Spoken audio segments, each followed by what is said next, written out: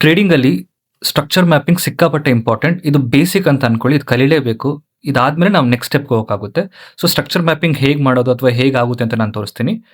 ನೀಟಾಗಿ ಗಮನಿಸಿ. ಇಲ್ಲಿ ಹೈಯರ್ ಲೋ ಆಗಿದೆ. ಇಲ್ಲಿ ಹೈಯರ್ ಹೈ ಆಗಿದೆ. ಇಲ್ಲಿ ಹೈಯರ್ ಲೋ, ಇಲ್ಲಿ ಹೈಯರ್ ಹೈ, ಇಲ್ಲಿ ಹೈಯರ್ ಲೋ, ಇಲ್ಲಿ ಹೈಯರ್ ಹೈ. ಬಟ್ ಈ ಹೈಯರ್ ಹೈ ಇದಕ್ಕಿಂತ ಮೇಲೆ ಫಾರ್ಮ್ ಆಗಿದೆ ಅಂಡ್ ಈ ಹೈಯರ್ ಲೋ ಇದಕ್ಕಿಂತ ಮೇಲೆ ಫಾರ್ಮ್ ಆಗಿದೆ. ಸೊ ಎಲ್ಲೆಲ್ಲಿ ಇಂಟರ್ಸೆಕ್ಟ್ ಆಗಿ ಮೇಲೆಗಡೆ ಫಾರ್ಮ್ ಆಗಿರುತ್ತಲ್ಲ, ಅಲ್ಲಿ ನಾವು ಇಲ್ಲಿ ಅಪ್ ಟ್ರೆಂಡ್ ಅಂತ ನೋಡ್ಬೋದು. ಓಕೆ.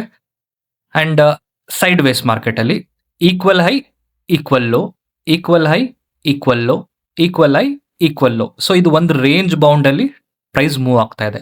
ಸೊ ಇದನ್ನ ನಾವು ಸೈಡ್ ವೇಸ್ ಅಂತ ಕರಿತೀವಿ. ಡೌನ್ ಟ್ರೆಂಡ್ ಅಲ್ಲಿ ಸೊ ಇಲ್ಲಿ ಲೋವರ್ ಲೋ ಆಗಿದೆ. ಡೌನ್ ಟ್ರೆಂಡ್ ಅಲ್ಲಿ ಇಲ್ಲಿ lower high, lower low, lower high, lower low.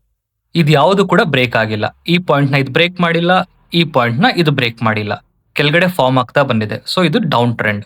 So ಈ ಸ್ಟ್ರಕ್ಚರ್ ಮ್ಯಾಪಿಂಗ್ ನೀವು ಚಾರ್ಟ್ ಅಲ್ಲಿ ಕಲಿಯೋದು ತುಂಬಾನೇ ಇಂಪಾರ್ಟೆಂಟ್. ಸೊ ಇದು ಒಂದು ಟ್ರೆಂಡ್ ನ ತೋರಿಸುತ್ತೆ ಯಾವ ಕಡೆ ಪ್ರೈಸ್ ಮೂವ್ ಆಗುತ್ತೆ ಅಂತ.